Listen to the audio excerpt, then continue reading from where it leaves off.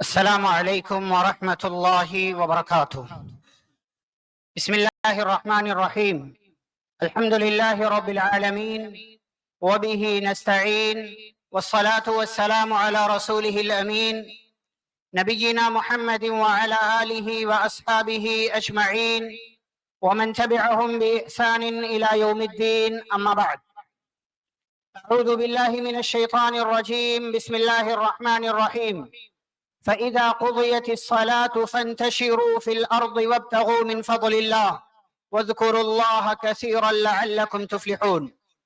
رب اشرح لي صدري ويسر لي أمري واحلل عقدة من لساني يفقه قولي. رب زدني علما. اللهم صل وسلم على نبينا محمد صلی اللہ علیہ وسلم وبارک علیہ. اسلام کا نظام تجارت کانفرنس کی اس پہلی نشست کے صدر فضیلت الشیخ استاذ محترم خالد جمیل مکی حفظہ اللہ، معزز علماء کرام، باہر سے تشریف لائے ہوئے مہمانان اعظام، محترم سامعین، حاضرین، اسلامی بھائیوں، بزرگوں، نوجوانوں، عزیز بچوں، پردہ نشین خواتین اسلام اور جدید وسائل کے ذریعے استفادہ کرنے والے محترم ناظرین اور سامعین، اس کانفرنس میں میرا موضوع خطاب ہے تجارت اور صحابہ کرام رضی اللہ عنہم اجمعین. اسلام نے، اللہ اور اس کے رسول صلی اللہ علیہ وسلم نے ہم اور آپ کو دنیا کے اندر مال کمانے کے مختلف ذرائع بتائیں کہ آپ مختلف اسباب اختیار کر کے اور مختلف ذرائع سے مال کما سکتے ہیں. اور اللہ رب العالمین نے یہ دنیا دی ہے، دنیا کی زندگی دی ہے، تو اللہ نے مال کمانے سے منع نہیں کیا. اسی لیے پیارے نبی صلی اللہ علیہ وسلم کی بہترین اور جامع دعاؤں میں سے دعا ہے ربنا آتنا فی الدنیا حسنہ وفی الآخرۃ حسنہ وقنا عذاب النار. اے اللہ، اے ہمارے رب، دنیا بھی اچھی بنا، آخرت بھی اچھی بنا اور ہمیں جہنم کے عذاب سے بچا لے. تو ہماری شریعت نے، اللہ رب العالمین نے مال کمانے کے مختلف ذرائع بتائے، جیسے زراعت ہے، کھیتی باڑی کرنا، مزدوری کرنا، جاب کرنا، جانوروں کو پالنا، اس کے ذریعے مال کمانا، اور اسی میں تجارت ہے جسے اللہ اور اس کے رسول صلی اللہ علیہ وسلم نے مشروع قرار دیا. چنانچہ اللہ رب العالمین فرماتا ہے وَأَحَلَّ اللَّهُ الْبَيْعَ، اللہ نے بیع کو حلال کیا ہے، وَحَرَّمَ الرِّبَا، اور اللہ نے سود کو حرام کیا. سورۃ الجمعہ کی مشہور آیت ہے، اللہ فرماتے فَإِذَا قُضِيَتِ الصَّلَاةُ، جب نماز مکمل ہو جائے، فَانْتَشِرُوا فِي الْأَرْضِ وَابْتَغُوا مِنْ فَضْلِ اللَّهِ، تو زمین میں پھیل جاؤ اور اللہ کا فضل تلاش کرو، اللہ کی روزی تلاش کرو اور دنیا گزارنے کے لیے مال کماؤ. ایسے اللہ رب العالمین نے سورۃ النساء کی ایک آیت میں بیان فرمایا یا ایھا الذین آمنوا لا تأکلوا اموالکم بینکم بالباطل، اے ایمان والو، اپنا مال اور آپس میں دوسرے کا مال باطل اور حرام طریقے سے مت کھاؤ، مت کماؤ. ہاں، تجارت جسے اللہ نے حلال قرار دیا ہے، اس کے ذریعے سے تمہیں مال کمانا چاہیے اور مال حاصل کرنا چاہیے. تو ہماری شریعت نے ہمیں تجارت کی اجازت دی ہے، لیکن یہ تجارت اسلامی قوانین کی، اسلامی اصول کی روشنی میں ہونا چاہیے. اور اگر اسلامی قوانین اصول سے ہٹ کر کے اگر کوئی انسان تجارت کرتا ہے تو ایسی تجارت شریعت کی نظر میں معتبر نہیں ہے. الا ان تكون تجارتا عن تراض منكم ولا تقتلوا انفسكم، اللہ نے اس لیے آگے کہا تجارت کرو، اور اس کے لیے اگر حرام طریقہ اختیار کرتے ہو تو گویا کہ یہ درست نہیں ہے، تم اپنے آپ کو قتل کر رہے ہو، ہلاک کر رہے ہو، برباد کر رہے ہو. تجارت کی اہمیت کیا ہے؟ چند ایک باتیں میں آپ کے سامنے عرض کروں. قرآن و حدیث میں اللہ اور اس کے رسول صلی اللہ علیہ وسلم نے اس کی جانب خصوصی توجہ دلائی ہے. قرآن حدیث کے اندر، دلائل کے اندر تجارت کے بارے میں خصوصی تعلیمات ہیں، توجہ ہے کہ مسلمانوں کو تجارت کرنا چاہیے، یہ پیشہ اختیار کرنا چاہیے. ایسے ہی آپ احادیث کی کتابیں اٹھا کر دیکھیں، باقاعدہ کتاب البیوع کے نام سے چیپٹر ہے اور اس کے اندر احادیث ہیں مختلف پیارے نبی صلی اللہ علیہ وسلم کی۔ ایسے ہی آپ صلی اللہ علیہ وسلم نے تجارت کی باریکیوں سے، ایک ایک مسئلے کے تعلق سے ہم اور آپ کو آگاہ کر دیا ہے کہ فلاں ٹائپ کی، فلاں قسم کی آپ تجارت کرنا چاہتے ہیں، کیسے کرنا ہے۔ اس کانفرنس میں انشاءاللہ آپ اس کے مختلف مسائل کو سنیں گے اور جانیں گے، اس کے اصول سے آپ کو آگاہی حاصل ہوگی اور آپ کو خبر دی جائے گی۔ تو تجارت کے مسائل کی باریکیوں سے اللہ رب العالمین نے ہم اور آپ کو آگاہ کیا ہے۔ یہ بات تجارت کی اہمیت کے حوالے سے ہوئی۔ اب ایک بندہ اگر تجارت کرتا ہے تو تجارت کرنے کی کیا فضیلت ہے؟ اس سلسلے میں آپ دیکھیں اللہ نے سورۃ المزمل میں تجارت کو جہاد کے ساتھ جوڑا ہے۔ وآخرون یضربون فی الارض یبتغون من فضل اللہ وآخرون یقاتلون فی سبیل اللہ۔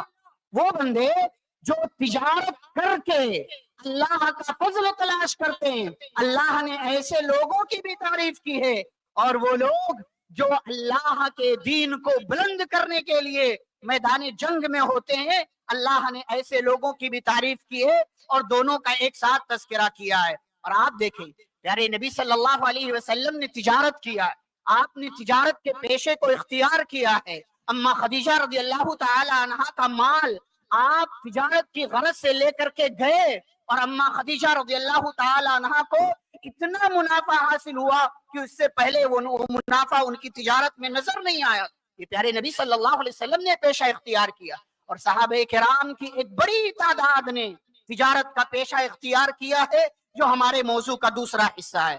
لیکن اس حصے کو سننے سے پہلے آپ یہ بات سنیں، پیارے رسول صلی اللہ علیہ وسلم کی حدیث ہے، وہ لوگ جو تجارت کے پیشے سے جڑے ہوئے ہیں، وہ لوگ جو تجارت کرتے ہیں، اگر وہ سچائی کے ساتھ، امانت داری کے ساتھ تجارت کرتے ہیں، کسی کو دھوکہ نہیں دیتے اور کوئی غبن نہیں کرتے، 2 نمبر مال 1 نمبر کہہ کر کے نہیں بیچتے ہیں، بالکل سچائی، امانت داری، راست بازی کے ساتھ اگر وہ تجارت کرتے، کتنے خوش نصیب ہے۔ سنن ترمذی کی حدیث ہے، التاجر الصدوق الامین مع النبیین والصدیقین والشہداء۔ ایسا تاجر جو سچائی کے ساتھ تجارت کرتا ہے، ایسا تاجر جو امانت داری کے ساتھ تجارت کرتا ہے، کسی کو دھوکہ نہیں، غش نہیں، تدلیس نہیں اور دھوکہ دڑی والا معاملہ نہیں ہے۔ فرماتے پیارے نبی صلی اللہ علیہ وسلم، سبحان اللہ سبحان اللہ، تجارت کرنے والے اپنی قسمت پر رشک کریں اگر امانت داری اور سچائی کے ساتھ تجارت کرتے ہیں۔ فرمایا نبی کائنات صلی اللہ علیہ وسلم نے، مع النبیین، ایسا تاجر نبیوں کے ساتھ ہوگا، والصدیقین، ایسا تاجر سچے لوگوں کے ساتھ ہوگا، والشہداء، اور ایسا تاجر شہید لوگوں کے ساتھ ہوگا۔ یہ تاجر کی فضیلت ہے، یہ تجارت کرنے والے کی فضیلت ہے۔ میرے بھائیو، تجارت کے حوالے سے بنیادی باتیں آپ نے سنی۔ اب آئیے موضوع کے دوسرے حصے کی طرف چلتے ہیں کہ صحابہ کرام نے کیسی تجارت کی اور صحابہ کرام کے درمیان کتنے بڑے بڑے تاجر اور کس پائے کے تاجر موجود تھے۔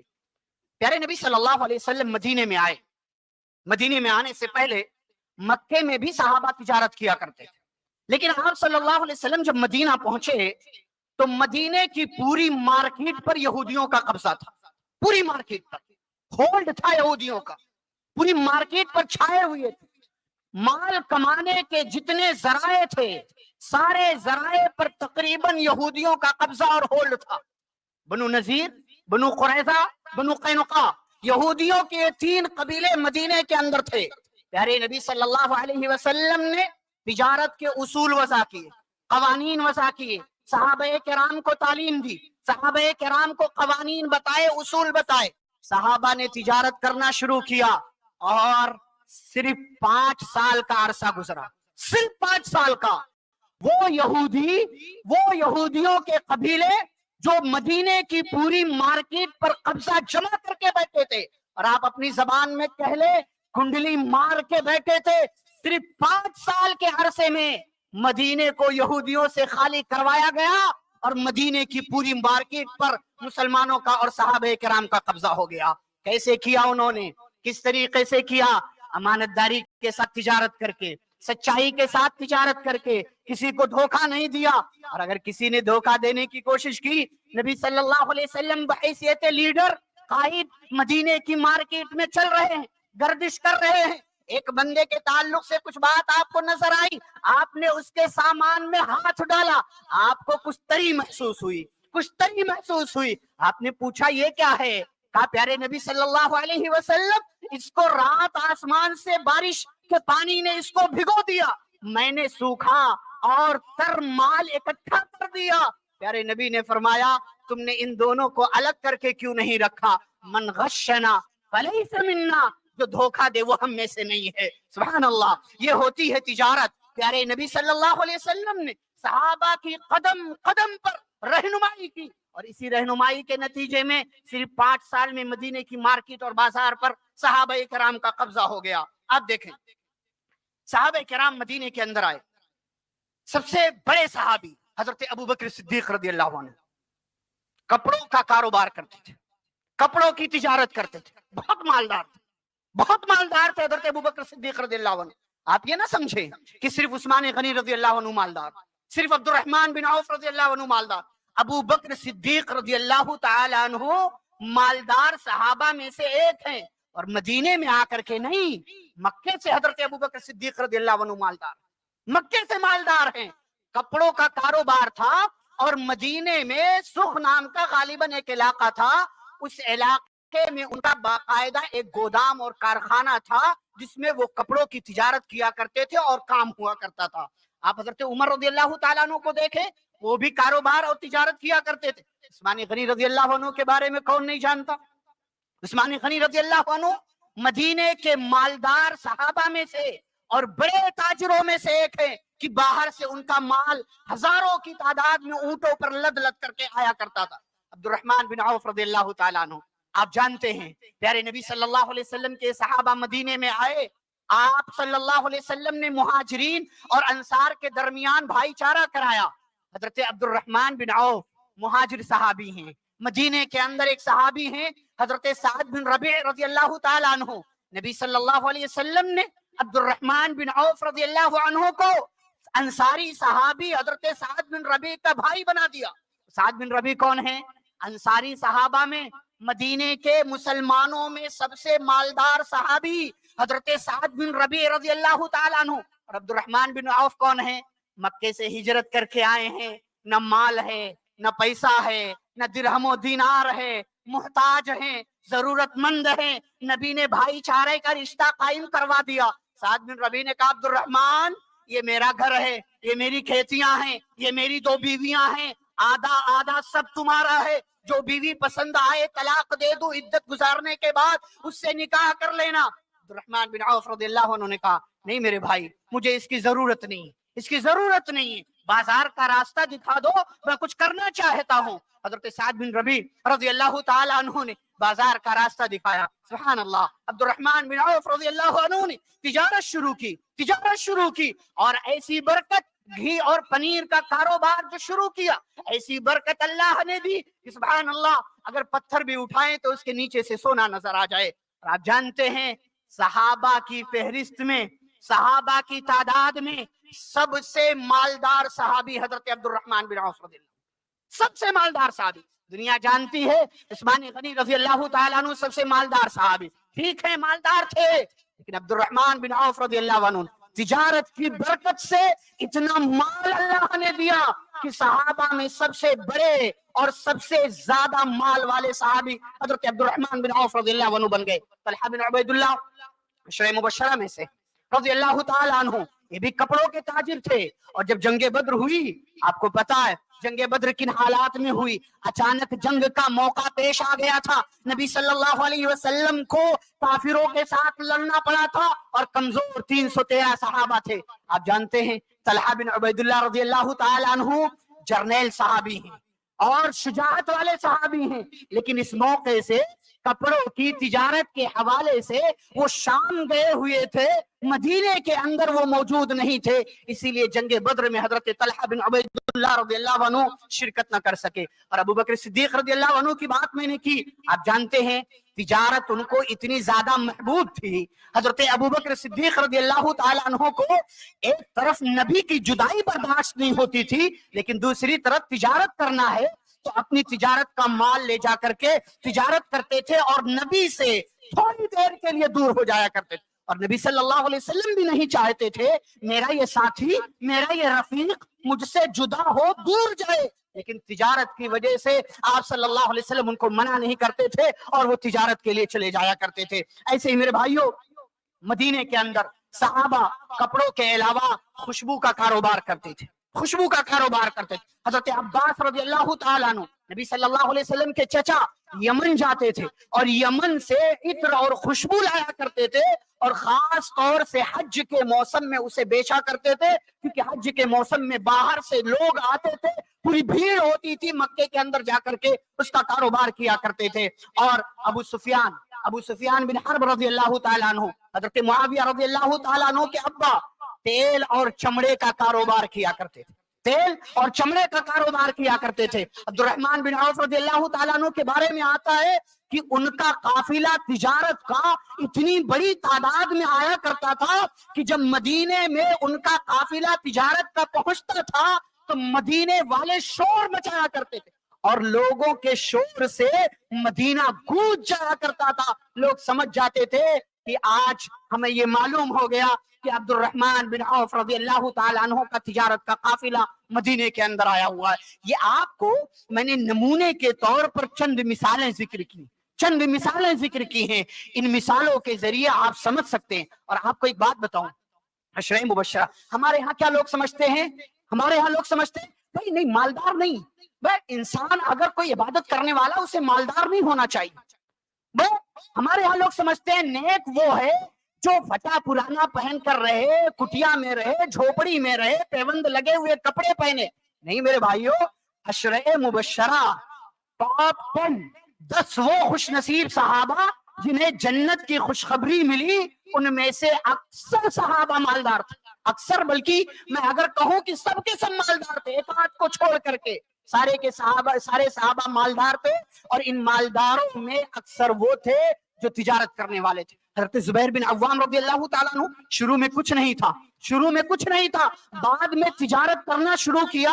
لوگ ان کے پاس لا کر کے پیسے رکھتے تھے، اسے قرض کے طور پر لیتے تھے اور اس مال کو وہ تجارت میں لگا دیتے، زمینیں خریدتے تھے. اتنی زیادہ زمینیں، اتنا مال ان کے پاس ہو گیا کہ جب ان کی وفات کا وقت قریب آیا یا ان کی وفات ہو گئی تو ان کی جائیداد گننے والے لوگ جب گننے لگے، شمار کرنے لگے، سونے اور چاندی کے سکوں کو گننے والوں کے ہاتھوں میں چھالے پڑ گئے. اتنے زیادہ مالدار حضرت زبیر بن عوام رضی اللہ تعالیٰ عنہ. تو میرے بھائیوں اور بزرگوں، یہ کانفرنس جو کی جا رہی ہے اور اس کے ذریعے جو آپ کو پیغام دیا جا رہا ہے وہ یہ کہ آپ کوشش کریں کہ آپ حلال کمائیں، حلال مال حاصل کریں. اور حلال مال کمانے کا ایک ذریعہ جو ہماری شریعت نے ہمیں دیا ہے، بتایا ہے، وہ تجارت کرنا ہے. اگر آپ تجارت کر سکتے ہیں ضرور اس میدان میں آئیں، اللہ رب العالمین آپ کو برکتوں سے نوازے گا. شرط یہ ہے کہ آپ اسلامی اصول کو، تجارت کے جو اصول ہیں، جو قوانین ہیں، جو نظام شریعت نے دیا ہے، اس کے مطابق آپ تجارت کریں جیسا کہ صحابہ کرام نے کیا. اور جب اسلامی قوانین کی روشنی میں تجارت ہوتی ہے، اللہ برکتیں دیتا ہے، اللہ کاروبار بڑھاتا ہے، نقصان سے بچاتا ہے، اور مال اتنا بڑھتا ہے کہ پھر آپ اس کو کاؤنٹ بھی نہیں کر پاتے ہیں کہ اللہ نے آپ کو کتنے مال سے نوازا ہے. میرا وقت ختم ہوا چاہتا ہے، میں آپ کے سامنے بس یہی چند باتیں ابتدائی طور پر تمہید کے طور پر ذکر کرنے کے لیے حاضر ہوا ہوں. بس خلاصہ یہ ہے کہ ہم اور آپ صحابہ کرام کے نقش قدم پر چلیں، ان کے منہج کو فالو کریں، پیارے نبی صلی اللہ علیہ وسلم کی تعلیمات کو اپنی زندگی میں نافذ اور شامل کرنے کی کوشش کریں. اللہ رب العالمین ہم سبھی کو پیارے نبی صلی اللہ علیہ وسلم کی تعلیمات کی روشنی میں زندگی گزارنے کی توفیق عطا فرمائے. اور آپ نے تجارت کے جو اصول، قوانین، جو تعلیمات بتائی ہیں، ہم سب کو ان قوانین اور تعلیمات کو اپنانے اور اسی کے مطابق تجارت کرنے اور مال کمانے کی توفیق عطا فرمائے. جب تک اللہ دنیا میں زندہ رکھے، اسلام اور ایمان پر زندہ رکھے، خاتمہ ہو تو خاتمہ بالخیر ہو. وصلی اللہ تعالی علی نبینا محمد وعلی آلہ واصحابہ اجمعین. ربنا تقبل منا انک انت السمیع العلیم. والسلام علیکم ورحمۃ اللہ وبرکاتہ.